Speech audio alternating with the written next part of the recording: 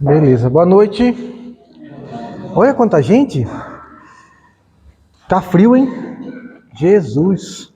Eu tava tomando banho e tava pensando, né? Eu acho que frio deve ser o aviso divino. Deus está dizendo assim, ó, o inferno é gelado, então pensa bem no que você está fazendo. Porque, meu Deus do céu, cara, para quem gosta, né? Mas para quem sofre, não é questão de gostar ou não gostar, né? Eu tenho problema circulatório, meu pé tá gelado aqui, velho. Então eu já tô com frio, só de imaginar. Eu assisto televisão, gelo o pé. Gelo o pé, imagina quando tá frio mesmo. E agora eu tenho uma referência, Rio Claro é mais gelado que aqui. Pelo menos 1 grau. Como é que tá aí? Tá tanto. Rio Claro é mais gelado que aqui. 2 dias atrás fez 1,9 e ao outro dia fez 4,1. Essa noite deve ter feito um 6. Então não precisa ir pro sul para passar frio não, viu? Fica por aqui mesmo, você já vai treinando. Para quem gosta, vai treinando. Pessoal, antes da palestra, a infelicidade real, que está no capítulo 5 do Evangelho segundo o Espiritismo, vamos fazer uma parte aqui, vamos fazer uma coisa rapidinha. Domingo foi Dia dos Pais, certo? Então, já fiz uma palestra aqui que se chama Pais, Função Divina. Então, vou abrir uma parte. Às vezes a pessoa fala assim, a família está mudando. Não, a família não está mudando. Porque família é lei divina. E as leis divinas, elas são imutáveis. Vou explicar. Pai e mãe não são pessoas. Pai e mãe são funções. Então, o seu pai pode ser o seu genitor ou não. Um homem cede o espermatozoide que fecunda um óvulo, esse homem é seu genitor, que pode vir a ser seu pai, a função pai ou não, porque ele pode desaparecer da face da terra, mas ele é seu genitor. Então o seu pai é aquele que cumpriu a função pai, e que não necessariamente tem que ser um homem casado com a tua mãe. Tá fácil entender? E o que você acha de 2 homens criar uma criança, 2 mulheres criarem uma criança? Se um exercer a função pai e o outro exercer a função mãe, ou às vezes os dois, tá tudo certo. Porque o que eu vejo de criança que estão numa família tradicional e que o pai larga a mãe para ir para o bar, ou a mãe larga o filho para ir para a balada, então essa criança não tem nem pai e nem mãe, tem genitor e genitora. Então no Dia dos Pais, honre seu pai e sua mãe. Meu pai cedeu o espermatozoide, foi embora, mas obrigado, poderia ter me abortado. E eu tô aqui hoje por conta que ninguém me abortou. Esse negócio de aborto é interessante, né? Todo mundo que é favorável ao aborto nasceu. Você já viu alguém que é favorável ao aborto que não nasceu? Aí você vai na mediúnica, eu nunca vi um espírito chegar que foi abortado e falar assim, tô feliz que foi abortado. Tem? Entendeu? É coisa para se pensar. Você que está assistindo, que não é espírita, não discorda, beleza, você não é espírito. Eu estou falando para os espíritos. Certo? Aí uma outra questão. Você pega uma mãe que abortou e você conversa com ela, tem 60 anos, por exemplo, ela abortou com 14, 15. E ela teve 2, 3, 4, 5 filhos. Porque na época foi o que ela fez, na época foi o que ela sabia, foi o que deu, e seja lá o que for. E tá tudo bem. Porque você não pode se prender a isso. Porque dá para você ser mãe de várias maneiras. E não, todo mundo pode ser mãe? Sim. Nem toda mulher pode gerar. Mas ser mãe, toda mulher pode ser mãe. Numa família de muitos filhos, normalmente a mãe é a filha mais velha. Porque a mãe vai trabalhar e a filha mais velha cuida do mais novo. E quem teve um monte de irmão sabe disso. Entendeu? Agora, eu atendo uma mulher lá, ela tem 60 e poucos anos, um exemplo, e ela abortou com 14, ela teve 4, 5 filhos, ela chora arrependida. Mas eu nunca atendi uma mulher que teve uma criança que teve Down, retardo, deficiência e se arrependeu de ter tido filho. Não é assim? Até hoje eu não atendi. Alguém aqui conhece uma mãe que teve um filho que com tudo avisaram, vai ter problema. Ela teve o filho e falou assim, arrependi? Mas a pessoa que fez, ela se arrepende. Mas tá tudo certo, porque depois dá para reparar. Por isso que existem reencarnações. Então honre seu pai e sua mãe, aquele que te deu o material biológico. Mas agradeça aquele que fez a função pai. Que pode ser o seu avô, o seu irmão, o seu tio, ou o seu pai biológico, ou não. Meu pai morreu, eu tinha 15 anos, quem cumpriu o resto da função pai foi a minha mãe, que foi pai e mãe. Então ela era mãe, e quando ela precisava ser pai, ela tinha aquele jeitinho carinhoso, se você faltar da escola, eu vou te arrebentar. Aí eu ia para a escola, se você brigar com o professor, você vai apanhar. É a função pai, entendeu? A mãe protege, o pai fala assim, vai para a vida. A mãe não leva o filho para aprender a andar de bicicleta, é o pai, porque essa criança cai, ela já embala, já não vai mais andar, que é perigoso, né? Agora o pai caiu, levanta, vai. É assim, essa é a função. Assim, no modo bem. Então é isso. Feliz Dia dos Pais. Para quem? Para quem cumpriu a sua função pai. No meu caso, até 15 anos o meu pai e depois a minha mãe. Meus irmãos mais velhos. É assim que funciona. Aí você não deve para os seus pais, porque você não vai conseguir pagar. Os seus pais receberam dos pais deles, e você vai passar para o seu filho, que vai passar para o seu neto, que vai passar para o seu bisneto. E o dia que você tiver que receber, você vai ser seu bisneto um dia, tataraneto. O que você passou, um dia você volta na mesma família e recebe. Aí eu espero que você tenha plantado flores belas, né? Porque se você só plantou espinho, a gente colhe aquilo que planta. Certo? Bem resumido, uma palestra de 1 hora, hein? A infelicidade real. Você vai conversar com a pessoa, ela fala assim, eu sou infeliz, você não sabe a minha vida, os meus problemas. Aí ela começa a contar as dificuldades. Aí você pensa assim, pô, é verdade, não tá fácil, né? Não tá fácil. Concorda, porque tem provação que é difícil de você passar. Não é fácil. Tem um monte de coisa que é duro você ter que viver. Vai falar que é fácil? Não é. Não é impossível, mas não é fácil. Aí vem os espíritos e fazem uma versão que eu li isso aqui e falei, nossa, vou contar para o povo, né? Sei que vocês já leram, vão reler, né? Capítulo 5, a infelicidade real. Mas vamos ler junto e vamos pensar no que os espíritos escreveram aqui e vamos conversando, ó. Todo mundo fala da infelicidade. Todo mundo a experimentou e crê conhecer seu caráter múltiplo. Venho vos dizer que quase todos se enganam. E que a infelicidade real não é tudo aquilo que os homens, quer dizer, os infelizes, supõem. Eles, os infelizes, nós, né? Veem na miséria. A minha infelicidade é a minha miséria. No fogão sem lume, sem fogo. Às vezes, no fogão sem comida, na panela vazia, né? No credor ameaçador. No berço vazio do anjo que sorria, a criança cumpriu o seu ciclo, às vezes antes do combinado para a gente, e se foi do anjinho que morreu. Do credor, nas lágrimas, no féretro que se acompanha de cabeça descoberta e coração partido, ou seja, no luto, na angústia da traição. Essa frase aqui é bonita, ó. Na nudez do orgulhoso que gostaria de se cobrir de púrpura e que esconde com dificuldade a sua nudez sobre os farrapos da vaidade. O orgulhoso, quando é descoberto, desvendado e tirar a venda.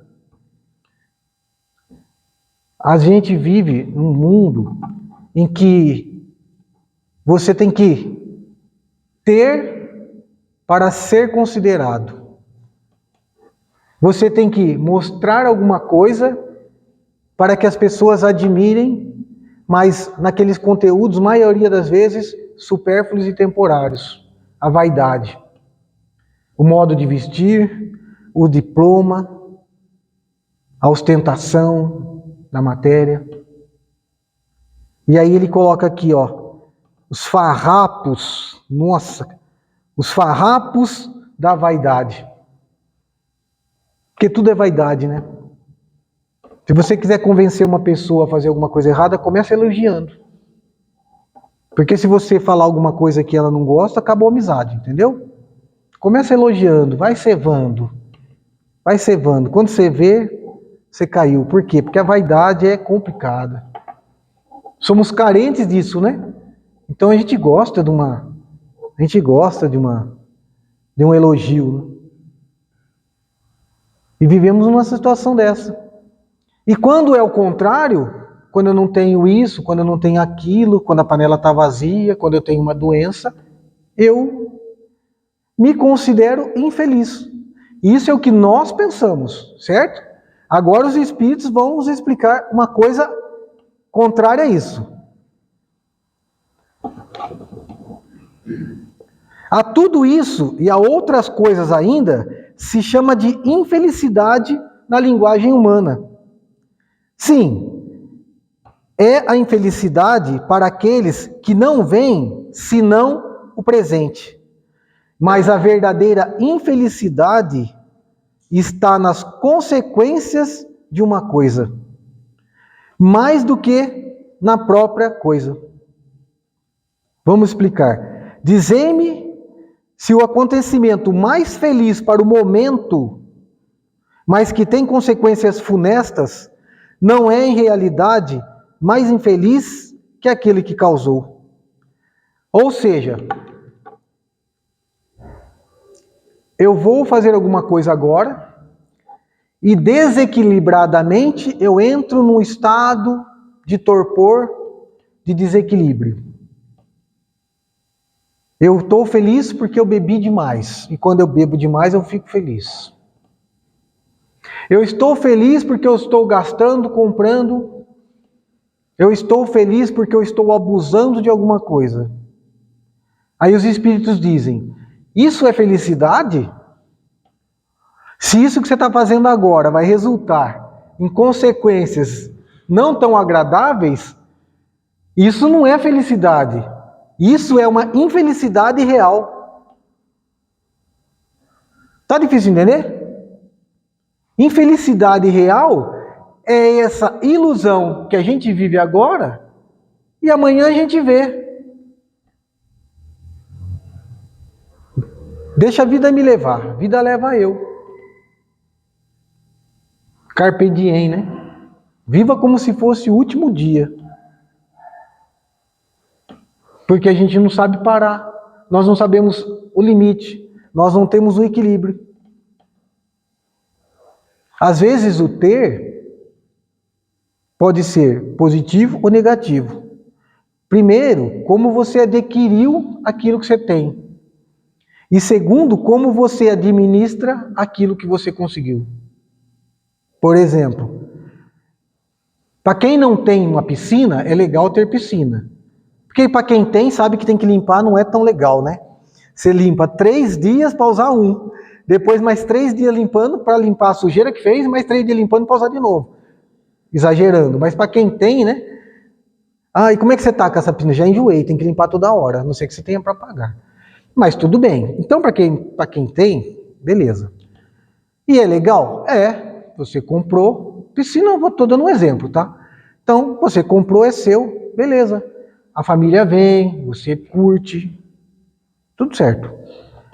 Mas se, para adquirir aquela piscina, simbolicamente falando, cada gota d'água daquela piscina representa uma lágrima de alguém que você corrompeu, de um remédio que você desviou do hospital, de uma coberta no abrigo, da merenda escolar, aquilo é felicidade? Então você pode adquirir e pode usufruir. E que tenhamos tudo que nós precisamos. Porque o progresso é uma lei natural. E nós viemos no planeta para progredir. E progresso é o bem-estar de todos. Então não tem nada errado você ter coisas. Mas se você adquiriu de forma ilícita, você acabou de arrumar um problema. Você fez uma ratoeira, você mesmo vai cair. E se você adquiriu de forma lícita, como você está usando aquilo que você tem? Os bens que você tem ajudam no progresso da humanidade? Você fomenta o progresso? Você ajuda na educação? Você dá trabalho para as pessoas? Não estou falando de dinheiro. Você ajuda as pessoas a crescerem? Se você faz isso, você é o servo fiel. É um administrador fiel. Porque tudo isso tem um dono.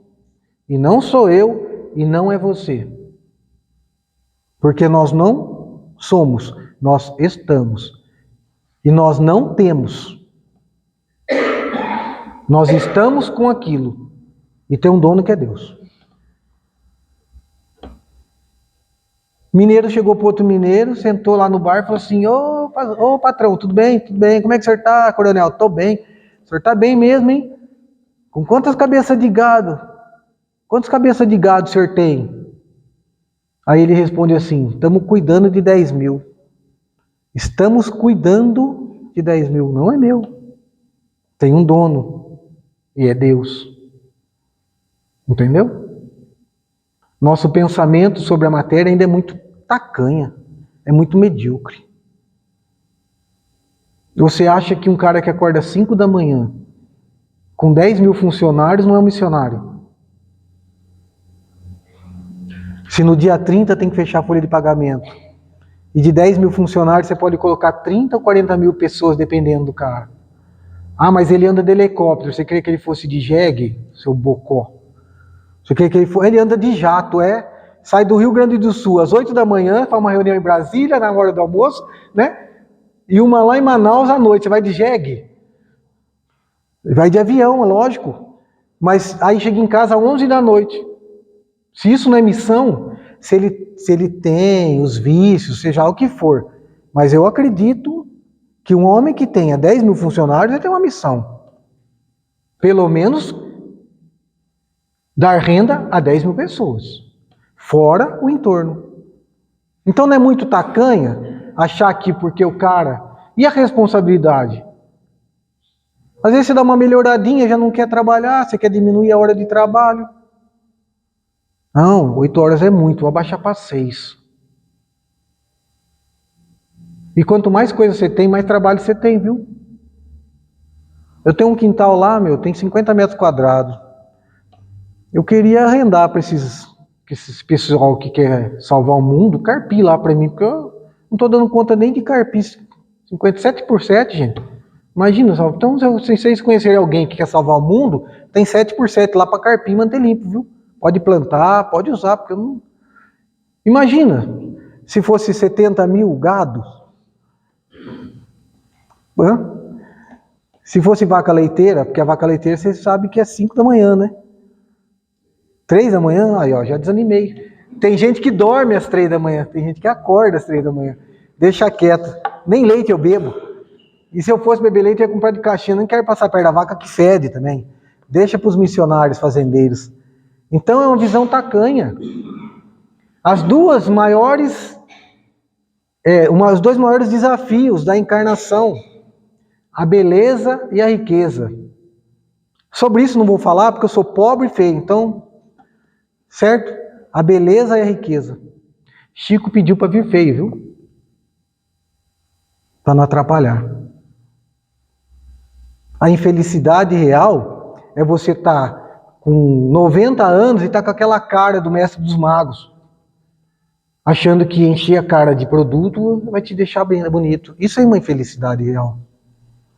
Porque tudo que você faz no corpo, ele carimba no perispírito. Se você fuma, carimba no perispírito. Se você se corta, carimba no perispírito. Se você transforma o corpo, eu não estou dizendo que não pode fazer as coisas. Pode, lógico. Né? Se tem produtos que te deixam melhor e faz você viver mais tempo e com saúde, ótimo. Mas se você viver só em função disso, você é infeliz. Cada idade tem a sua beleza, não tem? Não tem a sua beleza? Por que uma criança de 8 anos tem que viver, colocar roupinha de periguete? Não, se veste como 8 anos. Não é assim? E quando está com 80, por que quer vestir roupa de 35? Ridículo. Cada idade tem a sua beleza. Mas aí eu estou com a cabeça lá na frente ou lá atrás. E quero competir. E aí a gente vê mãe competindo com filha. Pai competindo com filho. Quando foi que você parou de crescer? Quando foi que você parou de crescer? Mentalmente. A gente fica estagnado. Eu adorava quando tinha 15 anos, não doía nada. Eu também não tinha dinheiro, então é melhor doer um pouco e ter dinheiro na carteira, né? Não doía nada, fazia de tudo, não ia nada. Agora não é mais assim. Mas não tem a parte boa e a parte ruim? Se a gente não entender isso, nós estamos vivendo em desacordo com a natureza. Nem animal faz isso, né? Segue o ciclo. E o ser humano. E aí a gente cria essa infelicidade. Nós criamos, a nós mesmos, essas infelicidades. Nos anestesiamos de tudo que nos tira do caminho. Competindo com alguém. Não viemos no mundo para competir com ninguém. Você veio no mundo para ser melhor do que você nasceu. O seu objetivo é evoluir. É esse. Então, se eu corria, vamos lá, 100 metros em, sei lá, 12 segundos, treinei, caiu para 11, eu estou melhor. Não com melhor que o outro, mas melhor do que eu. Se eu lia um livro e agora eu leio 3, eu estou melhor. Se eu era nervoso e estou mais calmo, ou menos nervoso, eu estou melhor. Porque toda vez que eu for competir com alguém, ou eu ganho, ou eu perco. Empatar não vai, porque não existe duas pessoas iguais. Então vai ter sempre alguém melhor do que eu nisso, infinitamente melhor, e vai ter sempre alguém não tão bom quanto eu naquilo. E como a natureza equilibra isso? Aquele que sabe mais ajuda o que sabe menos. E eu que sei um pouquinho mais que aquele ajudo. Daí os espíritos mais evoluídos nascerem na Terra como missionários para nos ajudar. Porque se não fossem eles virem e exemplificar, a gente ia seguir quem? E você tem uma missão? Nós falamos do Dia dos Pais. Aí tem 3 barrigudinhos na sua casa. Você não tem uma missão? Você não tem uma missão? Você não tem que educar? E você tem que educar falando? A criança aprende com o que você fala? Nem ouve. A criança aprende com aquilo que você faz. Por isso que educar dá trabalho. Porque falar, eu gravo lá filho, senta aqui, você vai ter aula de etiqueta. Põe um professor gravado lá para que é pai, né? A educação é ele me ver. O tempo todo. Do dia que ele nasceu até o dia que ele foi embora. Toda vez que estiver com você, ficar olhando para você. O que você está fazendo? O que o meu pai está postando? Com quem meu pai está andando? Com quem meu pai está conversando? É te ver. É assim que eles aprendem. Porque se eu falar uma coisa e fizer outra, eu vou estar ensinando aquilo que eu fiz. E aí eu vou passar por mentiroso. E uma vez que você perdeu a credibilidade com aquele que te confiava, complica, né? E é difícil você conseguir isso, mas é facinho de você perder tudo rapidinho. Então, infelicidade, às vezes, é uma ilusão. Por quê? Porque terá consequências. Para julgar uma coisa, é preciso, pois, ver-lhe as consequências. É assim que, para apreciar o que é realmente feliz ou infeliz para o homem, é preciso se transportar além desta vida, porque é lá que as consequências se fazem sentir. Ora, tudo que se chama infelicidade, segundo a sua curva visão, cessa com a vida e encontra sua compensação na vida futura. Às vezes você veio com uma doença para aprender alguma coisa, bendita doença. Às vezes você veio com uma situação que não é aquela que você gostaria, mas que fez você ser mais paciente, bendita situação difícil. Se você quiser ficar forte, o que você faz? Vai na academia, né? Tem gente que toma bomba, depois vai para o hospital, trava rim e morre, né? Mas vamos pela parte natural da coisa. Eu quero ficar forte, eu vou na academia. Aí chego na academia, o que eu faço? Pego o peso e fico exercitando, certo? Conforme eu vou ficando mais forte, vai aumentando os pesos. Quanto mais peso, mais forte, maior o peso, mais forte eu vou ficando. Não é assim? Fazer força requer esforço, dói, porque rompe, inflama e faz com que o músculo cresça. Não é assim? Mais ou menos isso? Não entendo muito de biologia, não gosto de biologia. Na verdade, não gosto nem quem estuda biologia, porque eu não gosto de biologia, eu tenho raiva da pessoa. Porque é tão difícil, a pessoa entende, né? Nossa, quando a pessoa começa a falar aqueles nomes difíceis lá. Mas isso é coisa minha. Ai, ai, a melhor coisa que você tem é rir de você mesmo. Falar, nossa, como você tá tonto hoje, né? A pessoa não consegue aprender e acha que o outro tá errado, né?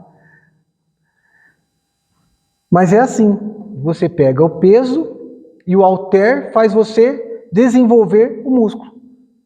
Simples. Simples assim. Agora, o que faz você desenvolver o espírito? Então vamos lá. As dificuldades são os halteres do espírito. Se não tiver dificuldade, não fortalece. Senão você paga a academia, não vai e fica forte. É assim que funciona? Não. Você quer fortalecer o espírito? Quer ficar calmo?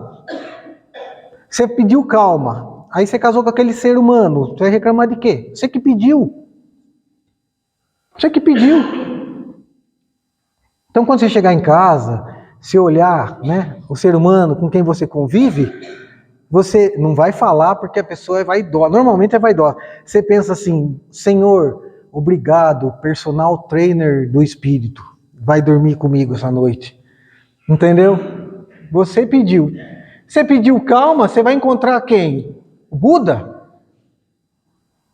O Chico Xavier? Você pediu calma e vai nascer na casa do Chico Xavier. É assim que funciona? Se você pedir trabalho, você vai nascer na casa do Chico Xavier. Apesar que o Chico tinha uma calma com a gente, né? Chico, tô com dor. Aí ele olhava assim. Como é que você vai falar pro Chico que você tá com dor, gente? O homem tomava 30 remédios por dia, já nasceu com dor, morreu com dor. Aí você vai falar para ele assim, Chico, tô com dor, tinha vergonha. Quanta gente que a gente conversa, eu fui na fila para conversar com o Chico Xavier, aí aquela fila gigante, aí a pessoa ia, aquele sol, e o homem ia daquele tamanho, e trabalhando, você ficava pensando, eu vou chegar lá, eu vou falar para ele que tá ruim, que tá ruim, que tá ruim. Quando você chegava na frente do homem, você falava assim, o que eu vou reclamar, meu Deus do céu? O que você fez? Pode falar, meu filho. Não, só vim te ver. Virava as costas e ia embora. Você encontra ligeiro na rua, dá 10 reais, não tenho dinheiro. Cara, sua camisa custa 100 pau. Como é que você não tem dinheiro? Não estou falando que é para você dar o dinheiro, porque o cara... mas dá para entender? Dá para ser bem didático? Chico, tô com dor. Como é que você fala pro Chico que você tá com dor? Complicado, né? A pessoa fala assim, tô com um problema. Você olha e fala, você não sabe o que é problema, meu filho. Você não sabe o que é problema. Para a pessoa é um problema. Por que para a pessoa é um problema? Porque ela não entendeu o propósito daquela dificuldade. Então, para desenvolver braço, é um tipo de exercício. Para desenvolver perna, é um tipo de exercício. Para desenvolver a paciência, é um tipo de situação. Para desenvolver a vaidade, é outro tipo de situação. Para desenvolver o egoísmo, outro tipo de situação, outro ambiente, outra pessoa. É assim que a vida é. E a isso nós chamamos de infelicidade. Sendo que, na verdade, eu pago a academia e vou pro rodízio. E depois eu quero ficar forte. Infelicidade é ir pro rodízio na hora da academia. Entendeu? É a mesma coisa. Infelicidade é você se anestesiar com coisas desnecessárias quando era para você estar fazendo o básico. O básico. No relacionamento, às vezes a pessoa fala assim: Valdinei, como é que eu vou saber que a pessoa gosta de mim? Aí eu pergunto assim: quando o amor começa? Pergunta fácil. Valmir, que está casado há quantos anos? Não, isso você lembra, né? Hã? Quanto? 41. Quando o amor começa? Aí eu falo para a pessoa: quando o amor começa?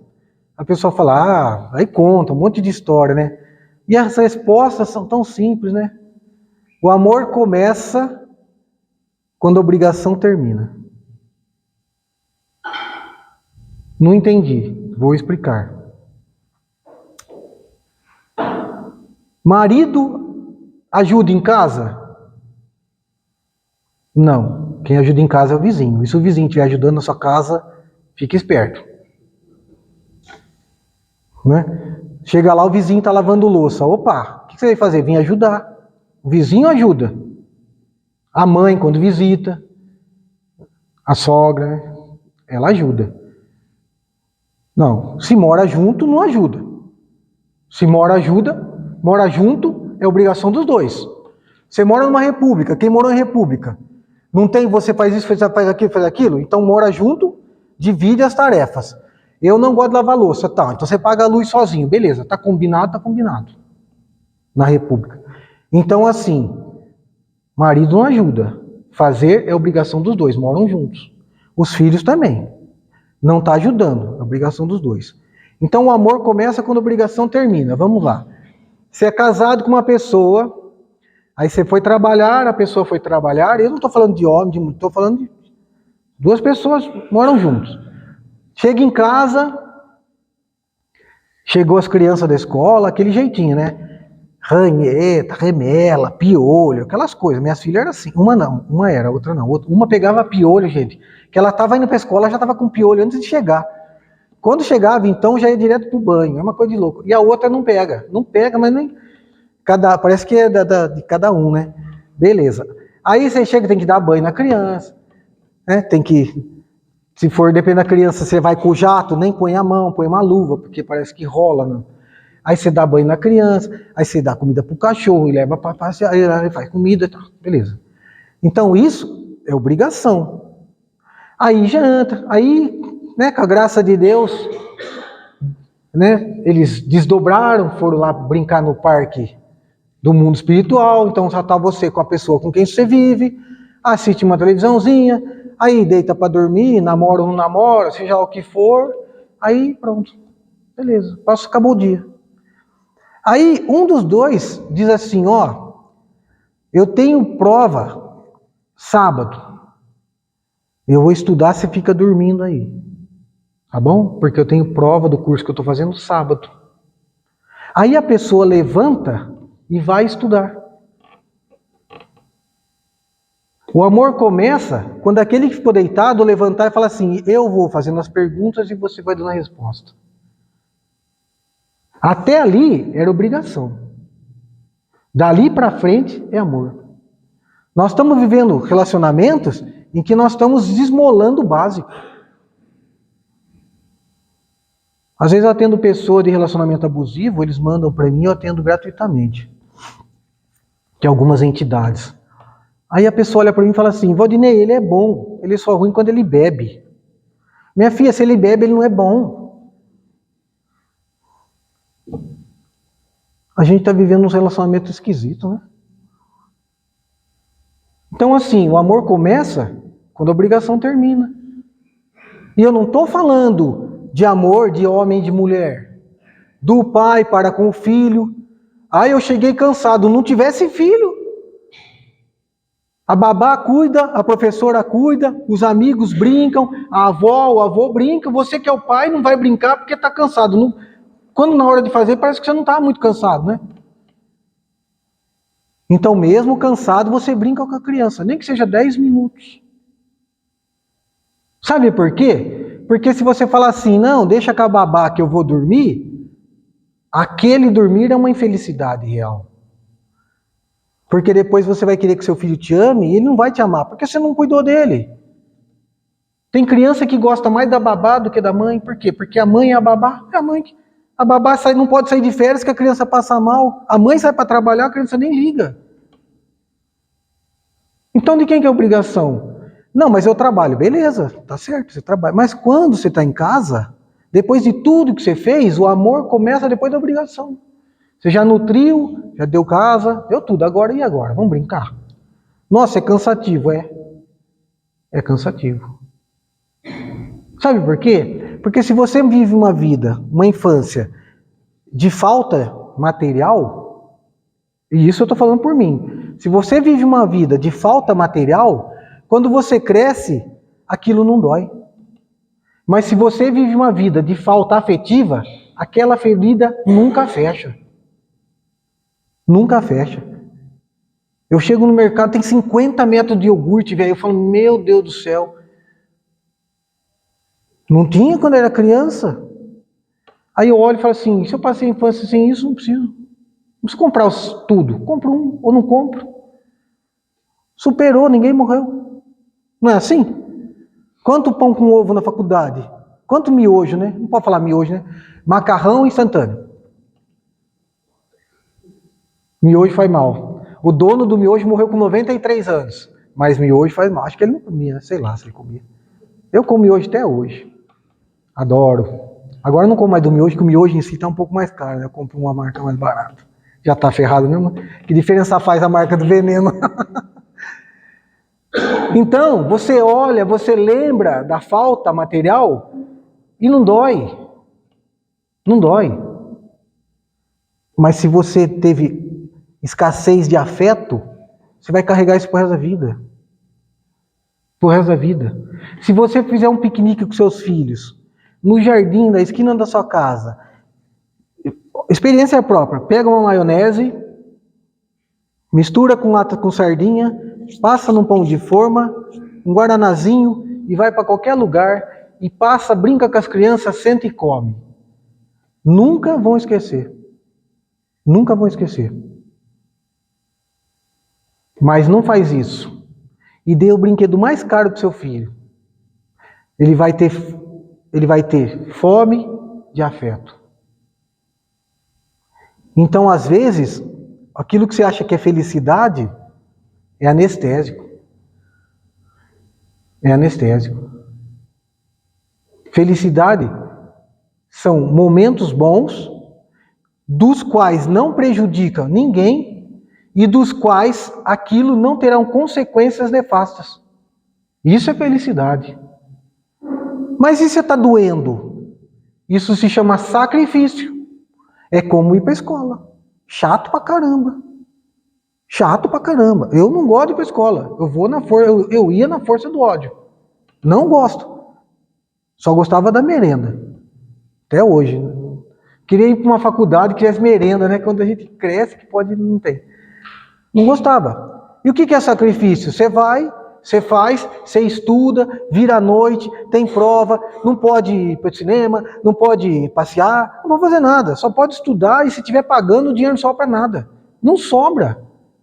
Só que depois que você se formar, você vai ter benefícios do esforço que você fez. Não é assim?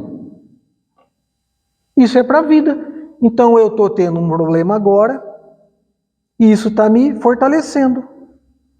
Todo mundo aqui está em treinamento. Você está numa academia chamada Corpo Físico.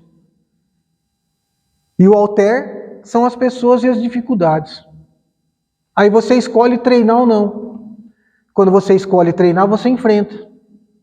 Quando você não quer treinar, você foge. Só que o halter está lá. E se você não treina, atrofia. E quando você ficar velho, você não vai conseguir nem levantar um saco de 5 quilos de arroz. Porque você não treinou. A vida é assim. Então estamos muito longe de saber o que é felicidade e infelicidade. E o que eu faço? Eu faço o que tem que ser feito. É isso que me faz um adulto. Fazer o que tem que ser feito. Porque quando eu não faço porque eu não quero, porque eu não gosto, eu sou uma criança. Não é do jeito que eu quero, eu não quero. Aí eu fico deprê. Entendeu? Fico bravo com Deus. Se não é do jeito que eu quero, também não vou brincar. Como se Deus fosse nós, né? Deus é pai, filho. Nós somos padrastos. Deus é pai. Você tem a opção de fazer rindo ou chorando. Não fazer é uma coisa que não existe na lei divina. E nós estamos aqui. Que nem criança mimada. Não quero. Tá bom. Espera mais um pouco. Para terminar aqui que eu vou pular, porque quando eu leio para ler metade já deu 50 minutos.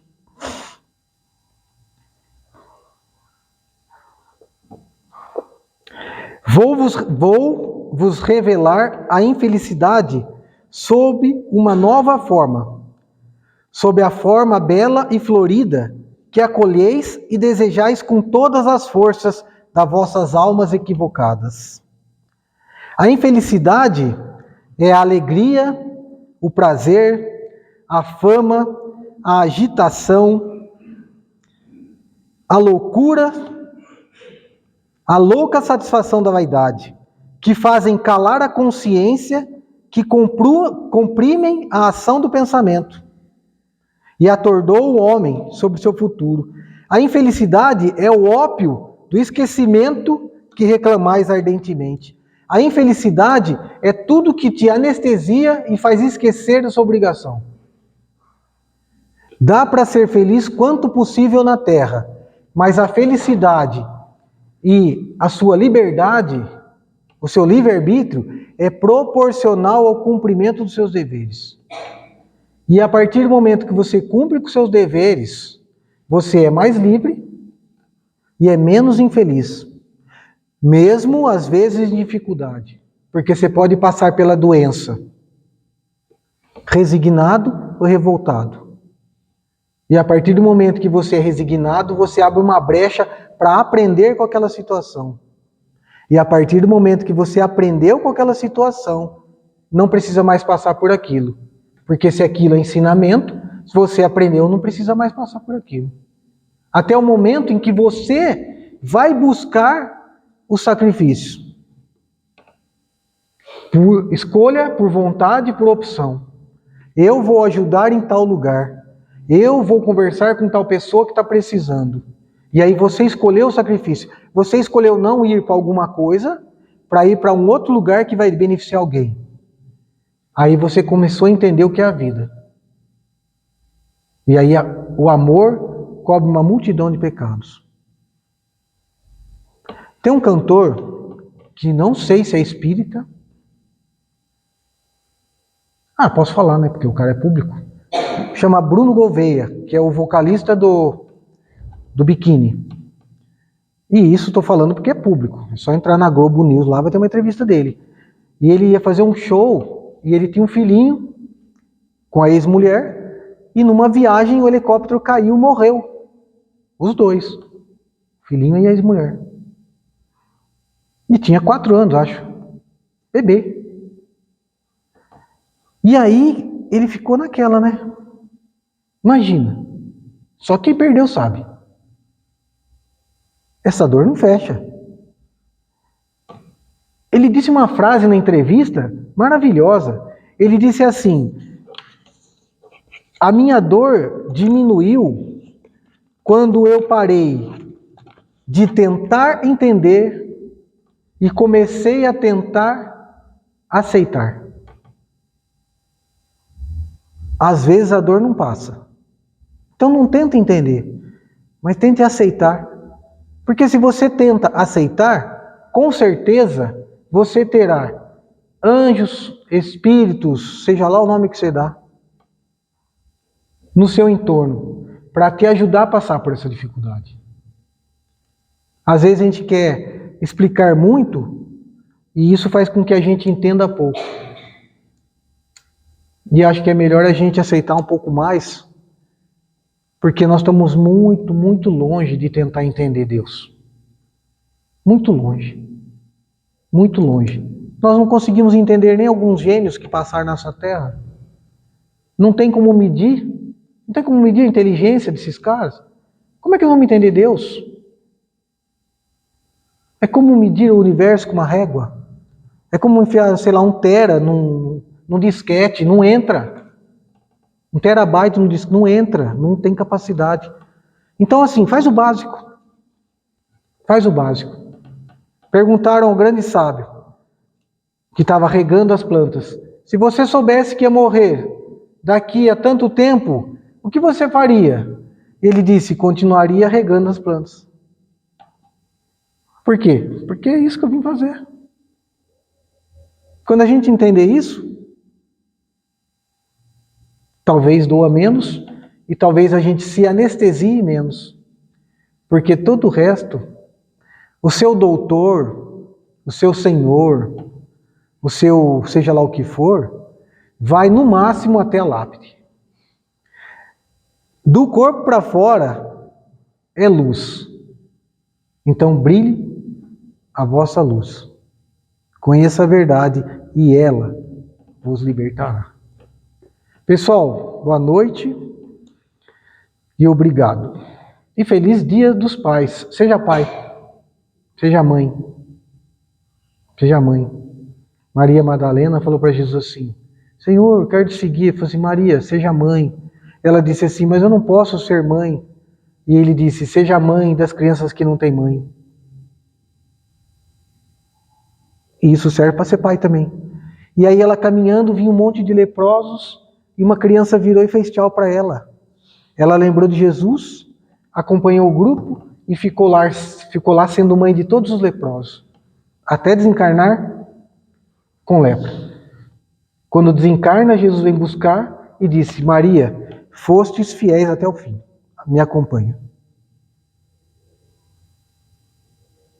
Certo? Até mais, pessoal.